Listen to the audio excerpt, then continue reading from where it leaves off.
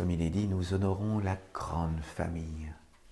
Parce que nous avons tous une famille, nous appartenons tous à une famille de naissance d'abord. Mais nous appartenons aussi tous à la grande famille. Et la grande famille, dans la tradition, c'est la création des minéraux, des végétaux, des animaux, de nos frères humains, des anges, des archanges et des dieux. Et donc, nous devons chaque jour nous relier à cette grande famille. Vivre dans l'alliance avec les mondes divins, c'est vivre avec l'ensemble des règnes de la nature, aucun n'étant supérieur à l'un ou à l'autre. Tous les règnes dans la nature ont leur importance. Ce que nous voulons faire, c'est essayer de rendre vivant notre lien avec le plus pur et le plus sacré à l'intérieur de nous. C'est ce lien particulier, c'est le lien avec notre âme. La vie uniquement matérialiste nous coupe de notre partie plus divine, de notre âme éternelle. Et donc c'est pour cela que les Esséniens ont l'habitude de faire le baptême, non pas simplement chez les enfants, mais également chez les adultes, et de le refaire chaque année. C'est-à-dire que dans certaines religions, le baptême est fait une fois pour toutes. Chez les Esséniens, nous faisons le baptême régulièrement, une fois par an. Le moment particulier que nous choisissons, c'est pendant la célébration de l'archange Gabriel, l'archange de l'eau. Et donc, voilà, nous cherchons à nettoyer le lien subtil avec notre âme immortelle, parce que nous savons que nous avons des difficultés dans le monde de l'homme à entretenir ce lien. Donc c'est pour cela que chaque année, nous nettoyons ce lien par la pratique du baptême, pour ceux qui le veulent évidemment, parce qu'il n'y a jamais rien d'obligatoire chez nous. Et donc voilà, nous recherchons à purifier ce lien. Comme nous avons, dans l'idéal, pour chacun d'entre nous, l'habitude de nous nettoyer notre corps tous les jours. Hein, c'est quelque chose d'admis aujourd'hui, parce que il y a 2000 ans, lorsque les Esséniens étaient en Palestine, eh bien, on les appelait la secte de ceux qui se lavent et prennent des bains. Ils étaient connus sous ce nom-là. Mais le mot secte n'avait pas la connotation péjorative que nous lui donnons maintenant. C'était, voilà, ça voulait dire le groupe, l'école de ceux qui se lavent et prennent des bains. Donc c'était quelque chose de très étrange il y a 2000 ans. Aujourd'hui, c'est admis de se laver chaque jour. C'est admis pour notre corps physique, mais pour le lien avec notre âme. Quand est-ce que nous l'entretenons? Quand est-ce que nous prenons soin de notre lien subtil avec notre origine divine? Pour les Esséniens, eh bien voilà, il est normal de faire le baptême une fois par an.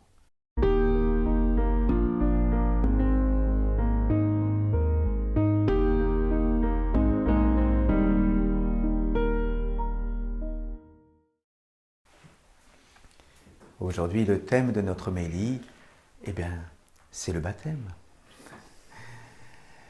Parce que je vais vous parler un peu du baptême pour que vous compreniez un petit peu la démarche de ce que nous allons faire aujourd'hui.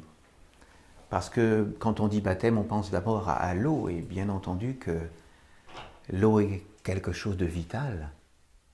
L'eau, c'est la vie, c'est là que s'est développées les premières cellules vivantes, d'après ce que nous en connaissons. Et donc, outre la vie qui est apportée par l'eau, eh bien, nous pouvons aussi comprendre que c'est quelque chose de subtil. C'est-à-dire que l'eau va aussi nettoyer. L'eau, c'est quelque chose qui va pouvoir nous purifier. Et lorsque les Esséniens ont l'habitude de parler de l'eau, ils n'ont pas l'habitude de parler que de l'eau physique que nous connaissons, celle qui nous abreuve ou celle qui va nous nettoyer, non. Les Esséniens ont l'habitude de parler d'une eau subtile également, qui existe, et dont nous pouvons faire l'expérience. Cette eau subtile est une eau invisible, parce que il existe, la tradition nous parle des minéraux, donc de la pierre, de l'eau, de l'air, et donc du feu, Et donc ces 4 éléments existent de façon visible, mais également subtile. Et donc, pour l'eau, pour cette eau subtile, eh bien, nous nous rendons compte que cette eau subtile nous pénètre à l'intérieur de nous, mais également irradie de nous.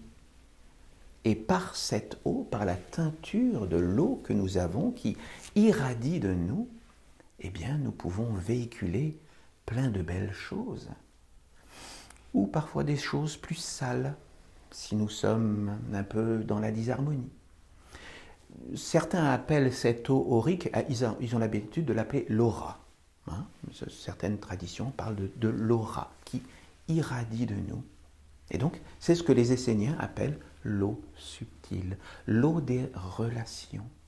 Parce que par la nature de l'eau qui nous environne, eh bien, nous nous rendons compte que, eh bien, nous pouvons entretenir de belles relations ou des relations disharmonieuses. Dans un couple, lorsque nous vivons ensemble, eh bien, nous essayons d'entretenir une belle eau. Avec mon épouse, nous avons l'habitude, lorsque nous nous servons à table de l'eau, eh bien, que l'eau de la source, que l'eau de la vie pure coule toujours entre nous. C'est ce que nous avons l'habitude de nous échanger comme petits mots d'amour. Voilà, parce que nous prenons conscience que l'eau des relations est quelque chose d'important, et donc nous voulons tous les jours entretenir une belle union, une eau harmonieuse, une eau pure entre nous. Mais ça serait par exemple dans le monde du travail, nous avons déjà tous fait cette expérience que si dans une équipe il y a une personne, je veux dire grincheuse, mais on pourrait dire qui met une mauvaise ambiance, eh bien, on le ressent. Il y a toujours cette personne-là qui met quelque chose de sale dans l'eau des relations. Et donc dans ce cas-là, et voilà, le plus simple, c'est d'essayer de pouvoir parler avec cette personne. Et bon, si c'est une personne manipulatrice, perverse, ça va peut-être être difficile de le faire entendre raison, mais si c'est une personne qui est de bonne composition, peut-être que c'est un moment difficile qu'elle traverse. Et donc dans ce cas-là, nous pouvons lui faire prendre conscience de la disharmonie, de ce qu'elle amène de sale dans l'eau des relations. Et voilà, après, il existe des prières, il existe des rituels pour nettoyer l'eau des relations. En tout cas, d'abord, il faut que la personne accepte d'en prendre conscience pour pouvoir cheminer et essayer d'arrêter d'apporter la disharmonie, ce qui va troubler l'harmonie que nous voulons partager tous ensemble. Hein? Et donc, le baptême est ce moment particulier où nous allons utiliser l'eau pour bénir et pour nettoyer, pour purifier. Alors, purifier quoi? Eh bien, en réalité, le baptême, et c'est ce qui permet de nous nettoyer au niveau subtil, nettoyer notre lien subtil avec le sacré à l'intérieur de nous. Ici-bas, dans le monde des hommes, nous nous rendons bien compte que nous sommes dans un monde qui n'est pas du tout tourné vers Dieu. Si nous étions tous tournés vers Dieu, il y aurait un autre monde sur la terre. Et donc, qu'est-ce que nous voyons? Nous voyons de la disharmonie, nous voyons de la discorde, nous voyons des colères, nous voyons plein de choses qui sont là dans le monde des hommes. Et donc, on est forcément plus ou moins tous impactés par cela, que nous le voulions ou pas. Et donc, nous, ce que nous voulons faire, c'est essayer de rendre vivant notre lien avec le plus pur et le plus sacré à l'intérieur de nous. C'est ce lien particulier, c'est le lien avec notre âme. Lorsque la création est apparue et que l'homme est apparu sur la terre, eh bien, l'homme s'est incarné avec une âme. Mais cette âme, en réalité, elle s'est séparés en deux. C'est-à-dire, nous sommes des êtres animés dans nos corps. Nous sommes animés parce que nous avons une âme qui nous anime. Mais nous avons aussi une partie de notre âme qui est restée avec la source. Et donc, nous avons donc cette séparation qui s'est faite entre notre âme éternelle et immortelle et notre âme qui s'est incarnée dans notre corps et que l'on va appeler notre âme en chemin, celle avec laquelle nous vivons ici-bas.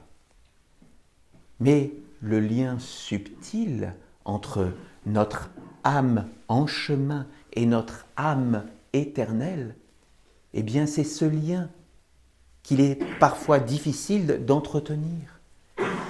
Et donc, le baptême est le moment particulier où nous allons pouvoir purifier, rétablir le lien subtil entre notre âme en chemin et notre âme immortelle. Parce que, dans l'idéal, si nous pouvions constamment être, entre guillemets, branchés, constamment avec notre âme immortelle, nous ne vivrions pas la vie que nous vivons actuellement. Nous serions dans une connaissance absolue, nous serions dans une alliance absolue et concrète, constante avec les mondes divins. Mais malheureusement, nous sommes dans notre vie d'homme ou de femme dans le monde de l'homme. Et nous avons bien le droit de vivre dans le monde de l'homme, ça, il n'y a pas de problème. Nous devons faire nos expériences dans le monde de l'homme. Mais si nous oublions notre lien avec notre âme, eh bien voilà, nous ne recevons plus l'enseignement, nous ne recevons plus la lumière de notre âme immortelle chaque jour de notre vie. Et donc, le baptême, c'est ce qui permet de réactiver, de retisser le lien subtil avec notre âme immortelle. Lorsque le baptême se fait, eh bien, lorsque ce soit un adulte ou un enfant, eh bien, la partie de l'âme immortelle va même sortir. Non, pardon, pas la partie de l'âme immortelle, je me trompe. La partie de l'âme en chemin, qui est incarnée dans notre corps, a même la propension de sortir de notre corps pour partie et se mettre au-dessus de notre tête à ce moment-là. Parce que le lien avec notre partie plus subtile se reconnecte. Et donc, c'est ce que d'ailleurs dans la tradition, lorsque nous voyons par exemple des saints qui sont soit en statue ou dans des tableaux avec une auréole, c'est justement l'origine de cette auréole, c'est parce qu'ils ont le lien activé, leur âme en chemin est connectée avec leur âme immortelle. Et donc, lorsque nous recevons le baptême, eh bien voilà, il y a cette partie-là qui va s'activer au-dessus de notre tête. Et donc, dans l'idéal, effectivement, il faut chaque jour l'entretenir. Parce que si nous ne l'entretenons pas, eh bien, si nous ne vivons que pour le monde de la mort, dans le monde des hommes, eh bien, effectivement, cette âme en chemin va retourner dans le corps intégralement et ne plus entretenir ce lien, parce que nous la coupons. La vie uniquement matérialiste nous coupe de notre partie plus divine, de notre âme éternelle. Et donc c'est pour cela que les Esséniens ont l'habitude de faire le baptême, non pas simplement chez les enfants, mais également chez les adultes, et de le refaire chaque année. C'est-à-dire que dans certaines religions, le baptême est fait une fois pour toutes. Chez les Esséniens, nous faisons le baptême régulièrement, une fois par an. Le moment particulier que nous choisissons, c'est pendant la célébration de l'archange Gabriel, l'archange de l'eau. Et donc, voilà, nous cherchons à nettoyer le lien subtil avec notre âme immortelle, parce que nous savons que nous avons des difficultés dans le monde de l'homme à entretenir ce lien. Donc c'est pour cela que chaque année, nous nettoyons ce lien par la pratique du baptême, pour ceux qui le veulent évidemment, parce qu'il n'y a jamais rien d'obligatoire chez nous. Et donc voilà, nous recherchons à purifier ce lien. Comme nous avons, dans l'idéal, pour chacun d'entre nous, l'habitude de nous nettoyer notre corps tous les jours. Hein, c'est quelque chose d'admis aujourd'hui, parce que il y a 2000 ans, lorsque les Esséniens étaient en Palestine, eh bien, on les appelait la secte de ceux qui se lavent et prennent des bains. Ils étaient connus sous ce nom-là. Mais le mot secte n'avait pas la connotation péjorative que nous lui donnons maintenant. C'était, voilà, ça voulait dire le groupe, l'école de ceux qui se lavent et prennent des bains. Donc c'était quelque chose de très étrange il y a 2000 ans. Aujourd'hui, c'est admis de se laver chaque jour.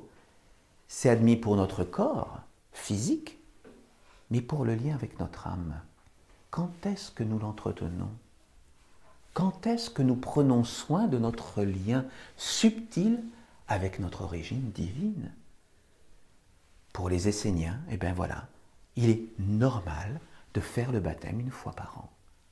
Et donc, chacun y est invité, sans problème. Donc voilà, c'est ce que nous allons aujourd'hui faire avec Vivia. Nous sommes très heureux de l'accueillir parmi nous. Et donc voilà, c'est quelques mots pour vous expliquer l'importance du baptême dans la tradition essénienne de nettoyer ce lien subtil avec notre âme éternelle. Parce qu'effectivement, si nous ne l'entretenons pas, nous vivons uniquement dans le monde de l'homme, dans le monde de la matière, dans le monde de ce que les Esséniens appellent le monde de la mort. Parce que la mort, pour nous, c'est ce qui nous sépare de notre origine divine. Là, nous sommes dans le monde de la mort.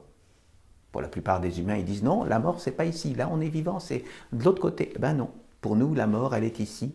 Parce que nous ne sommes pas réellement constamment en lien avec notre source, avec notre origine divine, avec ce qui fait de nous des êtres vivants. Alors, il faut que je prenne quelques instants aussi pour vous expliquer quel est le rôle du parrain et de la marraine au sein d'un baptême. Parce que les parents ont donné le corps, un corps à l'enfant. Et les parents font grandir l'enfant dans son corps physique.